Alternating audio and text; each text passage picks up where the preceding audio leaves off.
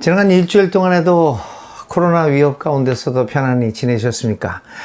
오늘은 하나님 함께 찬양 하나 부르면서 세 번째 예수님의 비유를 생각해 보겠습니다. 너의 하나님 여호와가 너의 가운데 계시니 그는 구원을 베푸실 전능자시라. 찬양을 함께 부르겠습니다. 너의 하나님 여호와가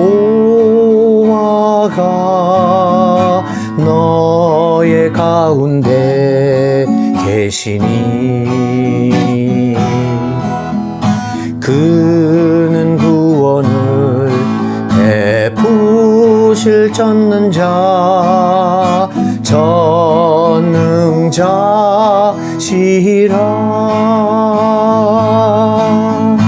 그가 너로 인하여 기쁨을 이기지 못하시며 너를 잠잠히 사랑하시며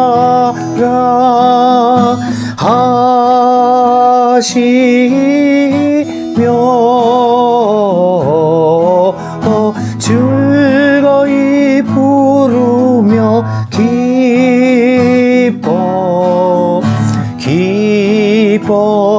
기뻐하시리라.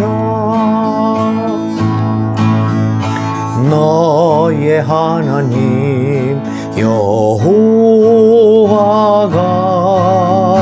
너의 가운데 계시니 그는 구원을 베푸실 전능자시라.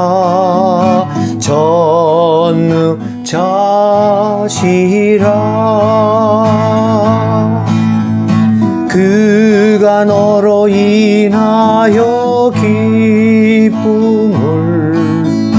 이기지 못하시며 너를 잠잠히 사랑하시며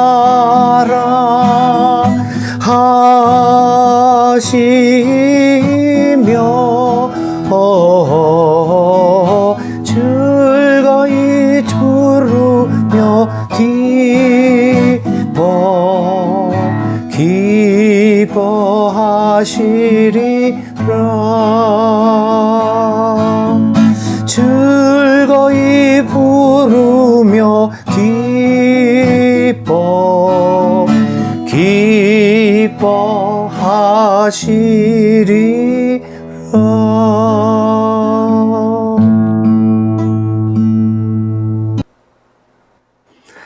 네, 오늘 우리들이 생각해 볼 예수님의 세 번째 비유는 마태복음 13장 3절부터 9절까지에 있는 비유입니다.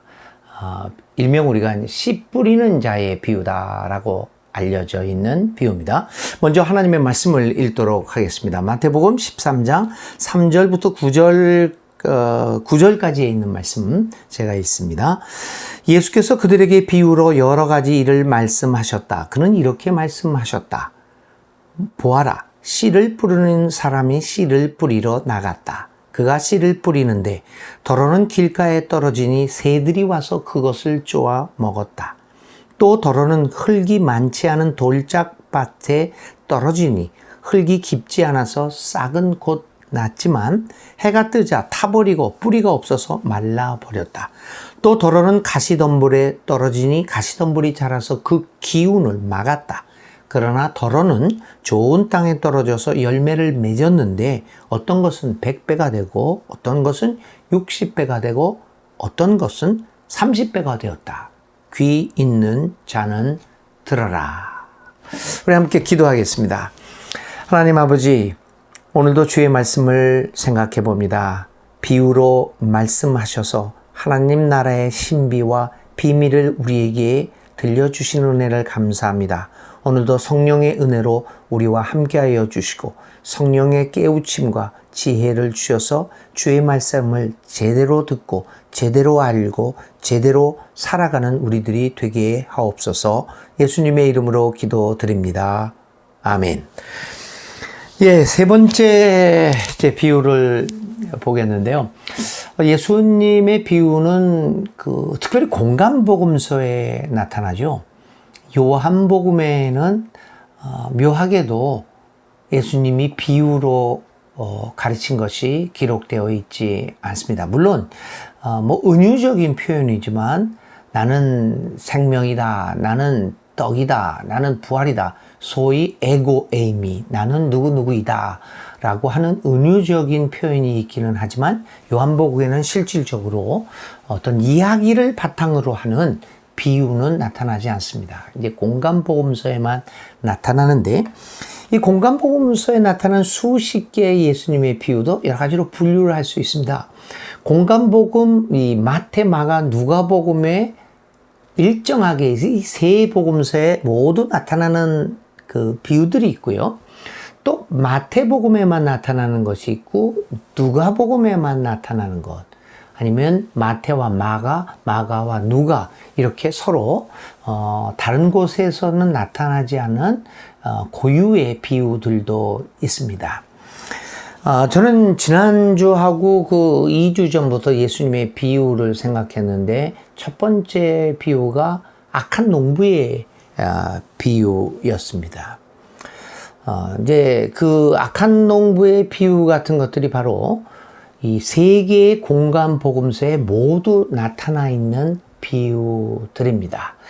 그래서 저는 이제 오늘부터는 이 공간 복음서 세 복음서에 모두 나타나 있는 비유들을 중심으로 몇 번에 걸쳐서 예수님의 비유의 가르침을 나눠 보려고 합니다.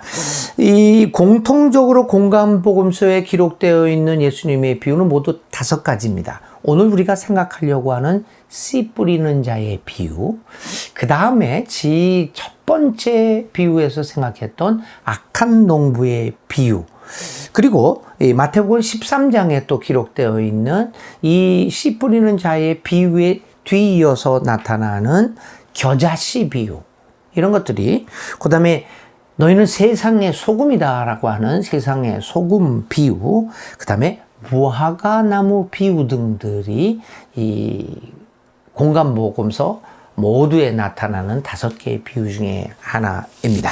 자, 오늘 이 씨 뿌리는 자의 비유의 내용을 한번 살펴봅시다. 씨 뿌리는 자의 비유는 여러분들이 너무나 잘 알고 있고, 오랫동안 교회를 다니는 사람들이 너무나도 익히 알고 있는 비유입니다.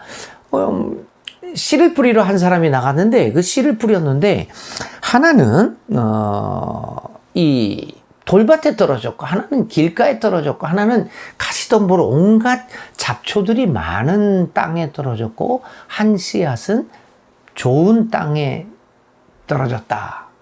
그런데 길가에 떨어진 씨나 또 돌짝밭, 가시덤불에 떨어졌던 씨들은 곧바로 얼마 있다가 열매를 맺지 못하고 그대로 죽어버리거나 먹히거나 하고 말았다라고 하는 것입니다.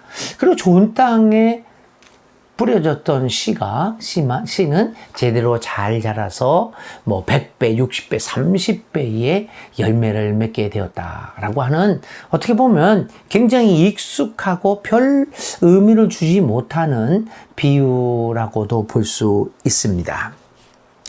자, 이 씨가 떨어진 땅, 길가, 돌짝, 가시덤불, 이 좋은 땅, 이러한 땅들은 당시 예수님의 비유를 듣고 있었던 청중들이 거의 다 농부였고 일용 노동자들이었죠. 그들에게는 매우 익숙했던 4가지 종류의 땅이었습니다.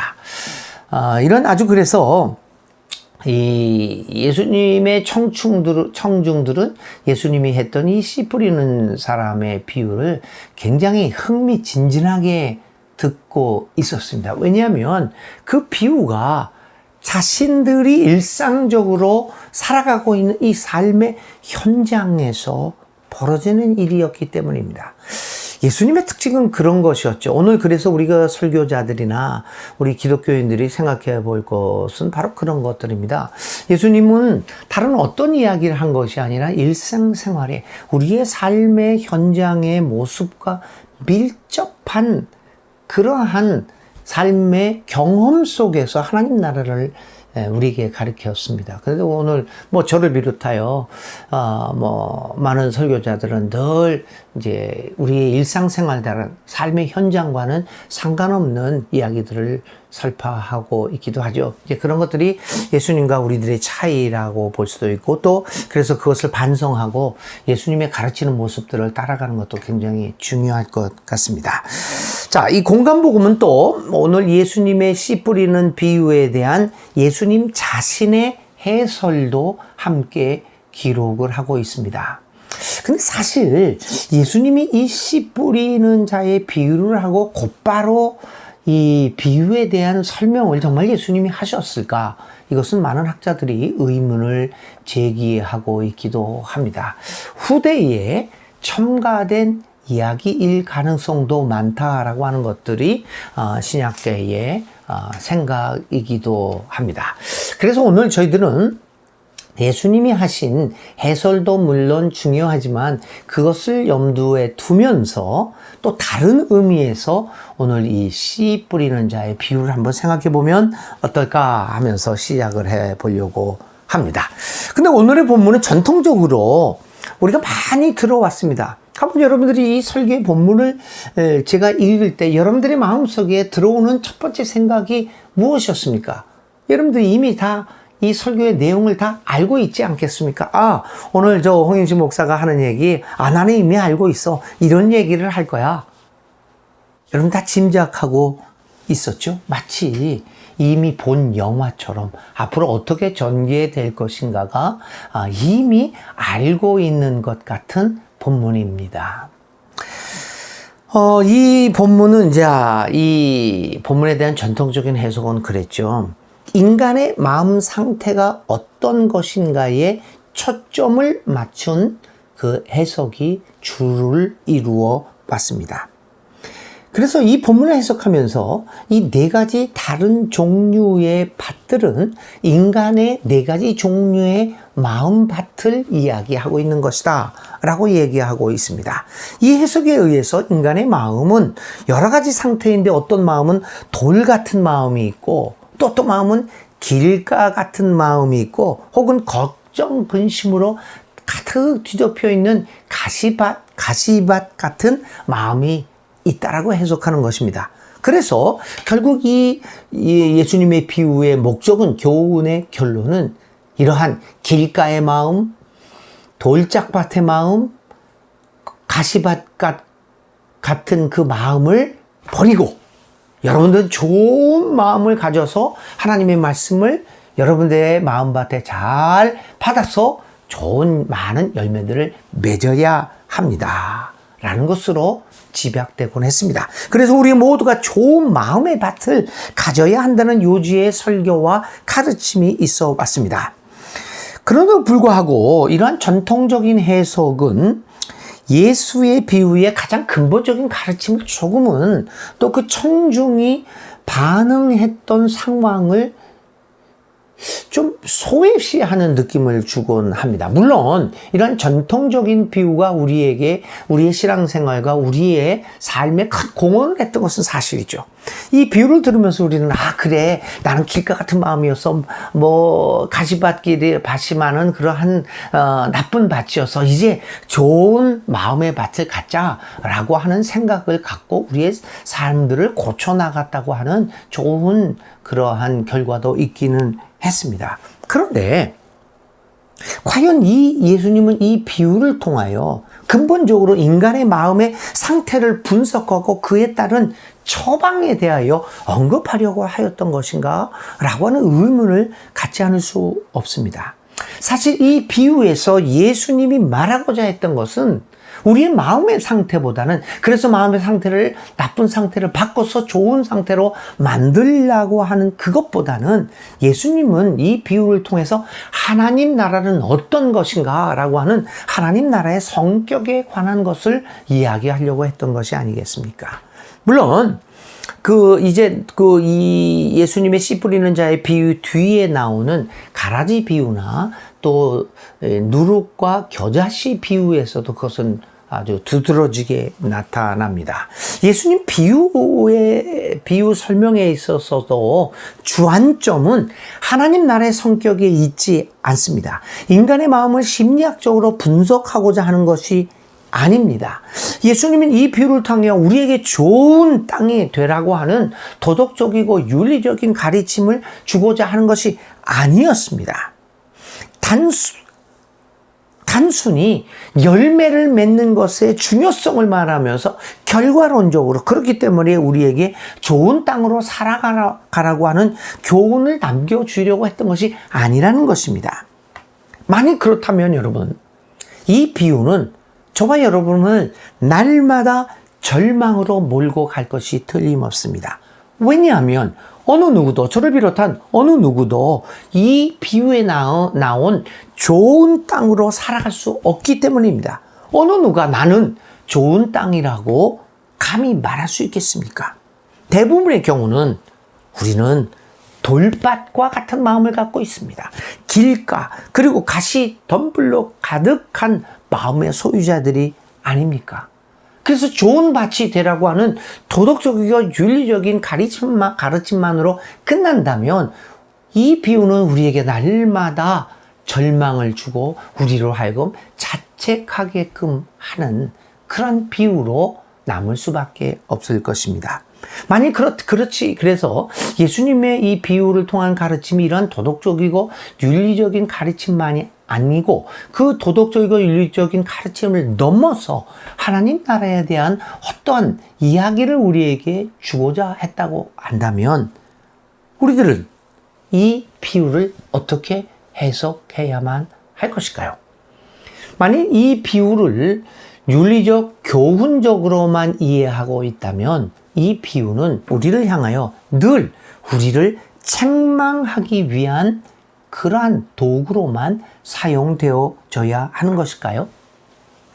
이 비유의 뜻을 이해하기 위해서 우리는 좀 더 당시 예수님이 처했던 상황을 중심으로 그 해석을 시도해 보아야 합니다.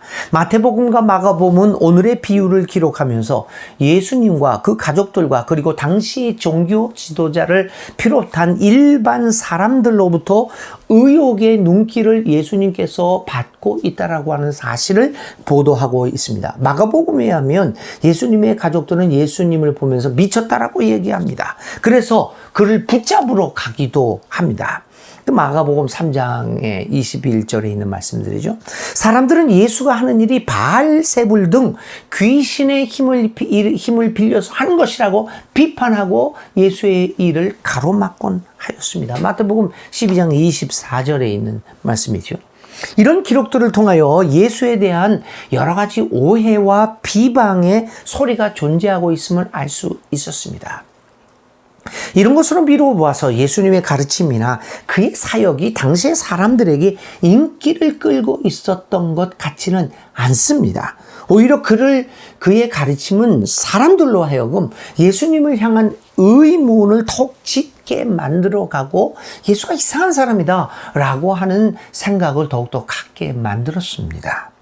어쩌면 예수님과 그의 제자들의 사역이 사람들 사이에서 큰 반향을 일으키지 못하고 있었으며 심지어는 실패하고 있는 것 아닌가라고 하는 의구심과 함께 기대치에 미치지 못하는 결과를 보고 모든 사람들이 실망하고 있는 상황이었을 것으로 짐작됩니다.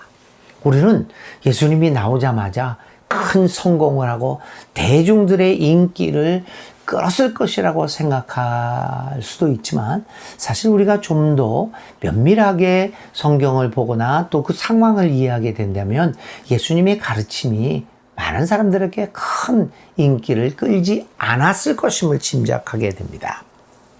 그래서 예수님의 제자들도 결국에는 이 예수의 운동이 실패로 끝날 것임을 짐작하고 나중에는 예수를 다 떠나버렸던 건 아니었습니까? 오늘의 비유는 바로 이러한 예수님의 삶의 자리에서부터 나온 것입니다. 이처럼 예수님과 예수님의 제자들은 자신들이 열심히 하는 그 사역에도 불구하고 별다른 성과가 없다는 것에 대하여 실망하고 있었을 것입니다. 이 상황은 그들로 하여금 이 사역을 계속해야 하는가에 대하여 회의를 갖게 만들었을 것이 틀림없습니다. 과연 이 일을 계속해야 하는 것일까? 라는 질문을 가졌을 것입니다. 이러한 제자들을 향하여 오늘 예수님의 비유는 당장 눈앞에 보이는 성과가 없을지라도 하나님의 나라의 사역은 계속되어져야 함을 강조하고 있는 것으로 볼 수도 있습니다. The show must go on. 쇼는 계속되어져야 하는 것 아니겠습니까? 오늘 본문에 의하면 씨앗은 모두 4군데에 떨어졌죠. 그러나 오직 한 군데서만 뿌리를 내리고 후일 열매를 먹게 되었습니다. 전통적인 해석은 이 부분은 사람의 마음의 여러 가지 상태를 이야기하는 것이라고 생각했습니다. 그러나 우리가 잠시만 생각을 좀 더 깊게 하면 그렇지 않은 것이라는 것을 이미 서두에서 얘기했습니다. 아마 그 당시에 예수님의 비유를 듣고 있던 당시의 사람들도 그렇게 이 비유가 마음의 상태를 얘기하는 것이라고 생각하지 않았을 것입니다. 예수님이 뿌려진 씨가 길가에 가시덤불에 그리고 돌짝불에 떨어졌다는 비유를 하셨을 때 사람들은 고개를 끄덕거렸을 것입니다. 왜냐하면 그것은 그들이 늘 당하는 일이었기 때문입니다. 씨를 뿌린다는 것은 농사일의 정상적인 행위였고, 그리고 그 뿌린 씨들이 반드시 좋은 땅에만 뿌려진다는 보장은 없다는 사실을 예수님 당시의 청중들은 너무나도 잘 알고 있었습니다. 왜냐하면 예수님 당시의 청중들은 대부분은요, 지주가 아니었습니다. 소작농들이었습니다. 지주들은 소작농들에게 대부분의 땅을 이렇게 빌려주고 소작료를 받았습니다. 그리고 가장 좋은 땅은 자신들이 경작하기도 했습니다. 다시 말하면 예수님 당시의 청중들이 소작농으로서 경작하고 있었던 땅은 사실은 길가, 돌짝밭, 가시덤불이 가득한 땅과 같은 열악한 환경의 땅이었습니다. 그리고 그들이 씨를 뿌리고 열매를 거둘 수 있는 땅은 정말 극히 적은 땅이었습니다. 그래서 예수님이 이 땅을 비유로 이야기했을 때 청중들은 누구나 거기에 공감할 수 있었습니다. 예수님은 계속해서 그 씨가 자라는 모습을 설명했습니다. 길가에서는 곧바로 새가 와서 그걸 쪼아먹고, 가시덤불에는 가시덤불에서 제대로 자라지 못하고, 돌짝밭에는 뿌리를 내리지 못하는 이 상황을 자세히 설명했을 때 청중들은 자신들의 삶과 그 예수님의 비유를 동일시 했습니다. 마치 자신들이 당하고 있는 것처럼 느껴졌을 것입니다. 아무리 정직하게 그리고 열심히 살려고 하더라도 그들에게 주어진 땅이 길가, 가시밭, 돌짝밭과 같은 사회 환경이 그들을 용납하지 못하고 로마 관원과 그리고 유대계의 종교자들의 억압에 의해 제대로 활개를 펴지 못하고 살아가는 그들의 삶을 그대로 표현한 것으로 생각했을 것입니다. 씨 뿌리는 사람은 비유에서도 열심히 씨를 뿌렸지만 그러나 그 씨가 여러 가지 어려움을 당하고 있습니다. 예수님 당시의 청중들도 열심히 살아갔지만 그러나 열악한 사회적인 조건들은 그들의 삶을 형편없이 나쁘게 만들어 갔습니다. 오직 예수님의 비유에서 오직 4분의 1에 해당하는 씨만이 좋은 땅에 뿌려졌고 열매를 맺게 되었습니다. 수많은 어려움을 극복하고 드디어 그 씨는 100배, 60배, 30배 열매를 맺습니다. 그리고 그 열매는 지금까지 잃어버렸던 모든 씨들의 손해를 보상하고도 넘쳐나는 양이 되었습니다.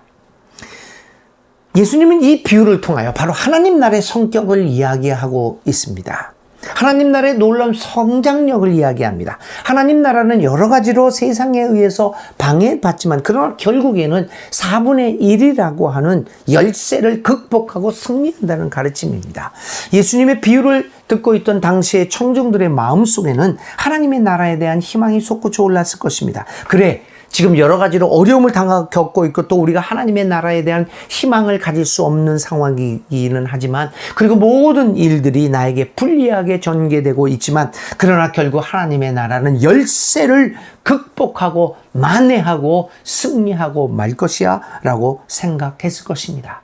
예수님의 제자들도 마찬가지였습니다. 아무리 열심히 사역을 하고 일을 하더라도 사람들은 그들을 배척합니다. 언제 어디서 하나님의 나라가 이루어질 것이라고 하는 그 희망이 점점 사라지고 있는 상황. 그래서 그 일을 더욱더 계속 지속할 수 있는 힘과 용기를 잃어버리고 있는 이 상황에서 예수님이 하신 비유는 아니야. 다시 한번 씨를 뿌리자라고 하는 그 희망을 제자들에게 주었을 것입니다.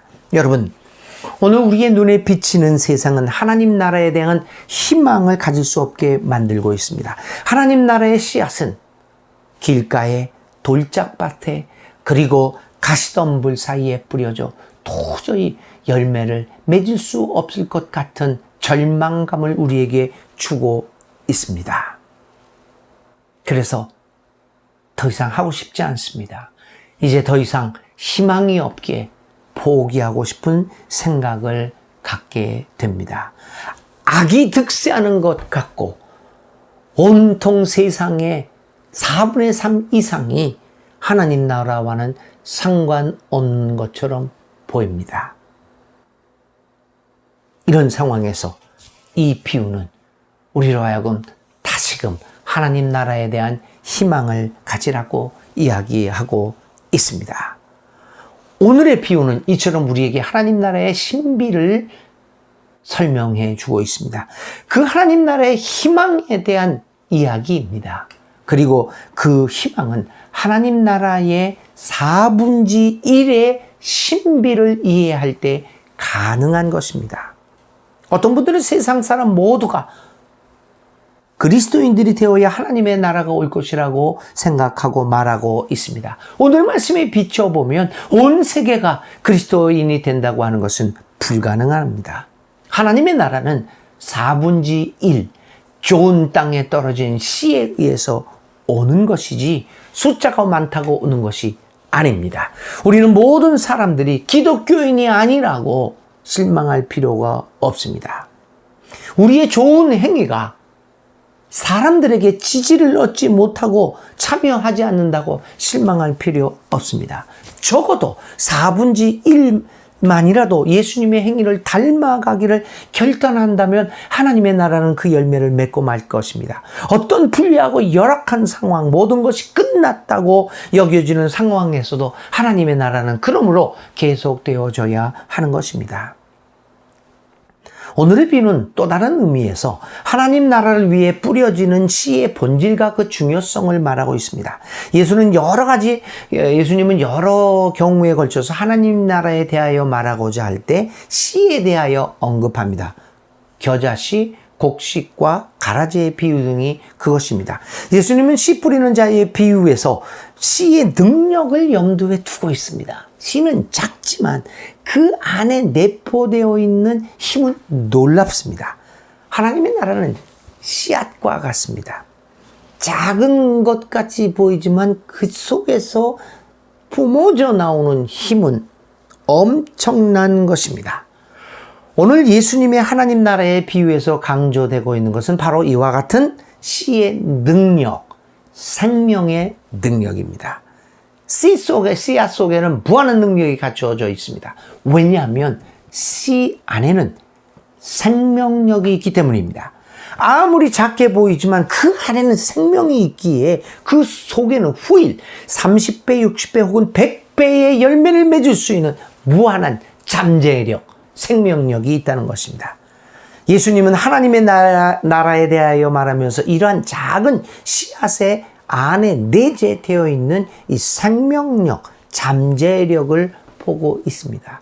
그래서 예수님은 하나님의 나라를 어린아이와 같다라고 이야기했을 때도 이 어린아이 안에 있는 그 생명력을 보고 말한 것입니다. 어린아이 속에 감추어져 있는 이 생명의 무한성에 대하여 보고 그것이 바로 하나님 나라의 성격과 같다라고 이야기하고 있는 것입니다. 믿는 사람들은 여러분 하나님 나라의 씨앗입니다. 그렇게 살아가야 합니다. 씨앗, 하나님 나라의 생명을 가지고 살아가는 씨앗으로 우리가 살아가야 합니다. 그런데 숫자가 문제가 아닙니다. 씨앗은 작은 숫자라고 하더라도 그 내면에 수많은 30배, 60배, 100배의 열매를 맺을 수 있는 잠재적 능력을 갖고 있습니다. 믿는 사람들이 진실로 하나님 나라의 씨앗으로 살아갈 수 있다고 한다면 우리에게 숫자가 그리 큰 문제가 되지 않습니다. 하나의 씨앗이 큰 나무를 이루는 것입니다. 진실로 하나님 나라의 씨앗의 모양을 하고 살아가는 한 사람의 힘은 참으로 놀랍습니다. 그 한 사람으로 인하여 인류의 역사는 바뀌게 되고 한 사회와 한 교회와 한 가정은 놀라운 변화를 겪게 될 것입니다. 반대로 씨앗이 생명력을 잃고 씨앗의 역할을 하지 못하고 있다면 그는 자신 속에 내재되어 있는 수많은 가능성을 소모하고 아무 쓸모없이 살다가 가는 것이 될 것입니다. 사랑하는 여러분, 코로나19는 우리의 삶의 모습을 근본적으로 바꾸어 놓았습니다. 사람들 간의 만남은 이제 즐거움보다는 괴로움 혹은 경계의 대상으로 변했습니다. 많이 모이는 것이 좋은 것이 아닙니다. 이제 많은 사람들이 운집하고 있는 그 장소는 위험한 것으로 간주되고 있습니다. 어떻게 보면 적게 모일수록 안전하다고 느끼는 세상이 되었습니다. 이런 의미에서 오늘 한국 교회는 많이 모일 수 없는 상황에 직면하게 된 것입니다. 이제는 수적인 부흥이 복이 아니라 자칫하면 저주로 변할 수 있는 상황을 우리는 살고 있습니다. 이제 수적인 면에 치중하고 수적 성장의 교회와 목회의 목표를 두는 것은 끝났습니다. 이제는 소수의 모임이 새로운 기준, 뉴 노멀이 될 것입니다. 그렇다면 오늘 한국교회는 어떻게 변해야 할까요? 좋은 밭에 떨어지는 몇 개 안 되는 씨앗으로 살아가겠다는 모습으로 변해야 합니다. 많은 씨앗은 이제 불가능한 개념입니다. 이제 많아지는 것은 불가능합니다. 아니, 불가능해서 많은 씨앗이 되지 않는 것이 아니라 많아서는 안 됩니다. 작은 씨앗이 답입니다. 그리고 이제 우리의 할 일은 좋은 밭의 씨앗으로서 이 안에 내재되어 있는 무한한 생명력을 발휘해서 100배, 60배, 30배 열매를 맺는 것입니다. 하나님 나라를 이루는 것이 힘듭니다. 아니, 거의 불가능한지도 모릅니다. 그렇지만 그 일은 우리는 계속해 나가야 합니다. 승리의 그날까지. 결국 4개의 씨앗 중에서 하나의 씨앗, 4분의 1에 해당하는 소수의 씨앗이 열매를 맺은 것이기 때문입니다. 과연 하나님의 나라가 이루어질 것인가? 그것은 우리의 관심사가 아닙니다. 그것은 하나님의 몫입니다. 우리의 몫은 좋은 땅에 떨어진 적은 수의 씨앗으로 살아가는 것입니다. 저는 유토피아라고 하는 단어를 굉장히 좋아합니다. 지금은 이데올로기 시대가 지나갔기 때문에 유토피아는 없다, 이야기도 하지만 저는 여전히 유토피아를 바라고 또 마음에 두고 있습니다. 여러분들이 아시는 바와 같이 유토피아라고 하는 단어의 뜻은 아니다라는 것이죠. 토피아, 장소라는 것입니다. 이 유토피아의 본뜻은 그런 장소는 없다라고 하는 것입니다. 그런데 여러분, 그런 장소가 없다, 유토피아라고 해서 그러한 장소에 대한 꿈을 갖지 말아야 하는 것입니까? 아닙니다. 유토피아는 필요합니다. 유토피아는 오늘 나의 삶을 평가하는 기준이 됩니다. 만약 유토피아가 없다면 오늘 나는 나의 삶이 어디로 향하고 있는지를 알 수가 없을 것입니다. 우리의 유토피아, 하나님 나라를 우리의 가슴에 품고 좋은 땅에 뿌려지는 4분의 1의 씨앗으로, 적은 숫자의 씨앗으로 살아가야 합니다. 숫자가 문제가 아닙니다. 좋은 땅에 뿌려진 씨앗의 삶을 살아가는 것이 관건입니다. 한국 기독교회가 사회의 지탄을 받기도 하지만, 그러나 한국 기독교에 대하여 희망을 버리지 않게 되는 것은 오늘도 한 알의 씨앗의 삶을 삶으로써 많은 열매를 맺게 하는 분들이 있기 때문입니다. 우리는 하나님 나라의 성격이 무엇보다도 씨알의 성격임을 깨달아야 합니다. 예수는 화려한 스타의 모습으로 오지 않습니다. 한 알의 씨앗의 모습으로 옵니다. 그리고 우리에게 씨알의 삶을 살 것을 요구합니다. 오늘의 비유를 통하여 우리는 하나님 나라의 4분의 1의 의미를 깨달아야 합니다.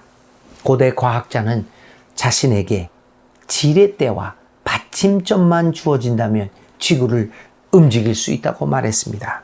만약 우리에게 진실로 하나님 나라의 씨앗으로 살아가는 4분의 1의 숫자만 주어진다면, 아니 그보다 적은 숫자라도 진심으로 예수님을 담고 예수의 마음을 품고 예수를 따라가며 예수를 살아가는 진정한 씨알의 삶을 살아가는 소수의 사람들만이라도 우리에게 있다면 이 땅 위에 하나님의 나라는 오고 말 것입니다.